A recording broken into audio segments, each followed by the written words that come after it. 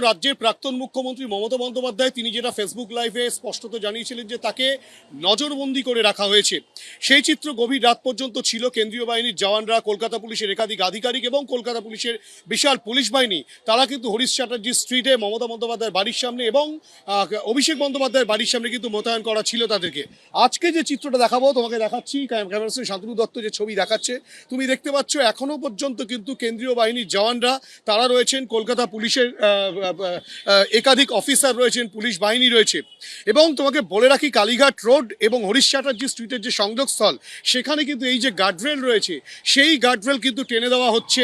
শুধুমাত্র যেসব গাড়ি ঢুকছে সেই গাড়িতে কে আসছেন কে বেরোচ্ছেন সেটার উপরে যেমন নজর রাখা হচ্ছে, তার পাশাপাশি কিন্তু এখানে নিশ্চিদ্র নিরাপত্তায় মুড়ে ফেলা হচ্ছে। তোমাকে দেখাবো, তুমি দেখতেই পাচ্ছ কেন্দ্রীয় বাহিনীর মহিলা যারা রয়েছেন তারা রয়েছেন, কলকাতা পুলিশের মহিলা পুলিশকর্মীরা রয়েছেন এবং কেন্দ্রীয় বাহিনীর জওয়ানরা প্রত্যেকেই কিন্তু একেবারে গেটে ঢোকার মুখে এখানে কিন্তু বিভিন্ন জায়গায় তারা কিন্তু তাদেরকে মোতায়েন করা হয়েছে।